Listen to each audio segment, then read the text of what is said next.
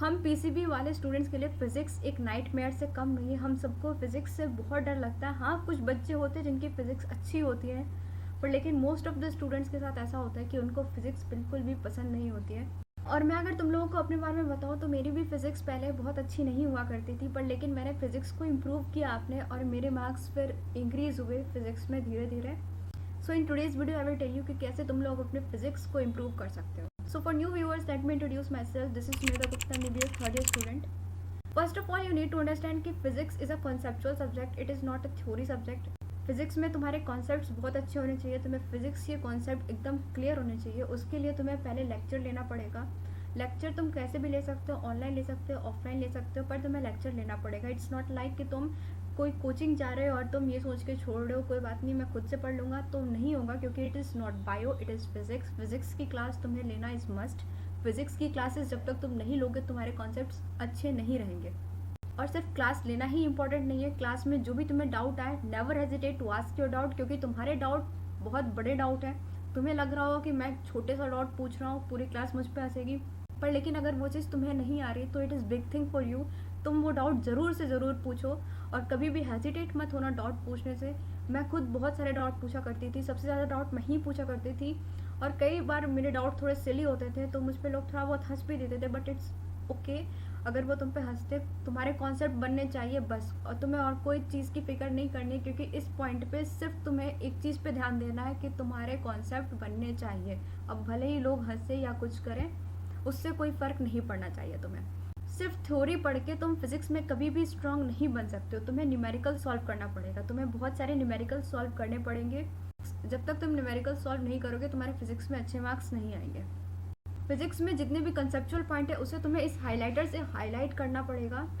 जो भी conceptual point है सबको हाईलाइट कर दो और उसे बार बार रिवाइज करो, ठीक है। जितने भी इंपॉर्टेंट फॉर्मूला और उसके डेरिवेशन है उन सब को बार बार रिवाइज करो।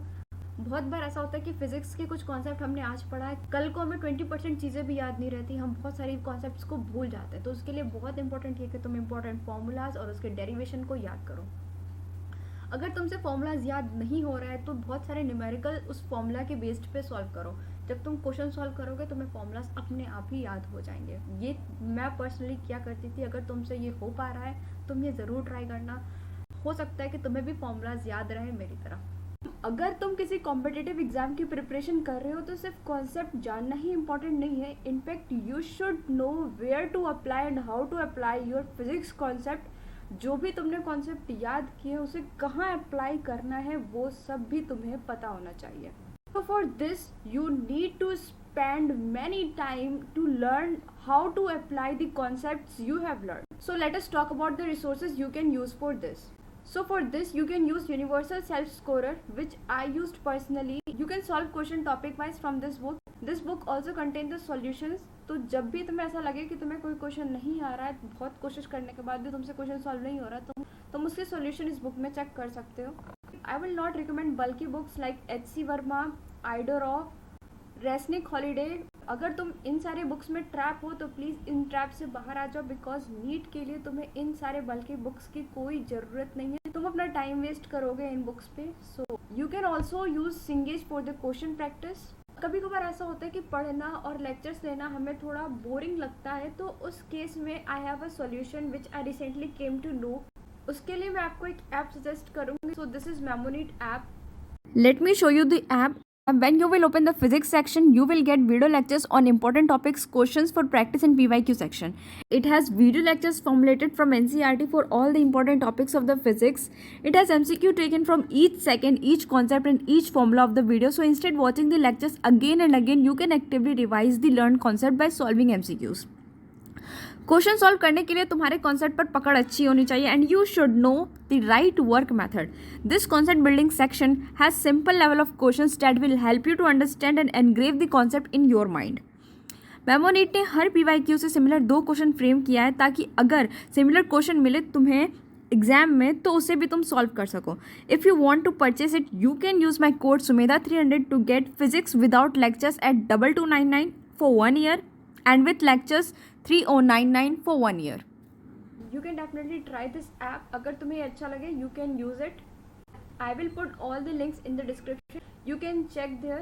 मोस्ट ऑफ द स्टूडेंट्स को फिजिक्स इसलिए नहीं आती क्योंकि उन्हें फिजिक्स इंटरेस्टिंग नहीं लगती है। फिजिक्स को इंटरेस्टिंग बनाने के लिए मैं तुम्हें एक सोल्यूशन बताना चाहती हूँ। जब भी तुम फिजिक्स की क्लास दे रहे हो, कोई सी भी क्लास ऑनलाइन या ऑफलाइन, जो भी चीज़ें तुम्हें उस क्लास में बताई जा रही है, just try to imagine that.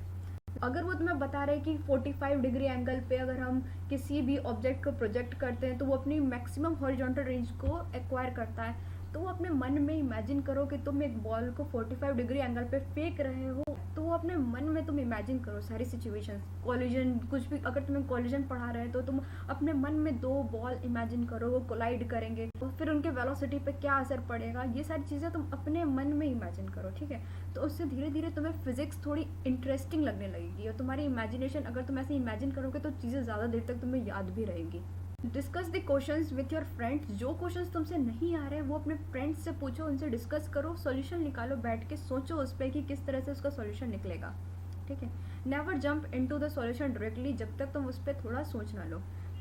अगर तुम लोगों की फिजिक्स बहुत ज़्यादा वीक है, अगर तुमसे न्यूमेरिकल्स बिल्कुल भी सॉल्व नहीं होते हैं, तो one thing I will tell you कि फर्स्ट ऑफ ऑल जितने भी क्वेश्चन तुम्हारे पास अवेलेबल है, तुम एक बार उसका सॉल्यूशन देख के उसे नोटबुक पे नोट डाउन करके लिख लो और एक बार और उन सारे क्वेश्चंस को फिर से सॉल्व करो बिना देखे।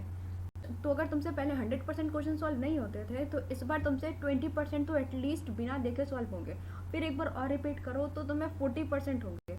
तो इस तरह से धीरे धीरे तुम्हारा दिमाग अडेप्ट हो जाएगा, वो क्वेश्चंस को सोचने लगेगा खुद से और धीरे धीरे तुम्हें फिजिक्स इंटरेस्टिंग लगने लगेगा और तुम्हें मज़ा आने लगेगा फिजिक्स के क्वेश्चन सॉल्व करने में और फिर से तुम्हारी फिजिक्स बेटर हो जाएगी।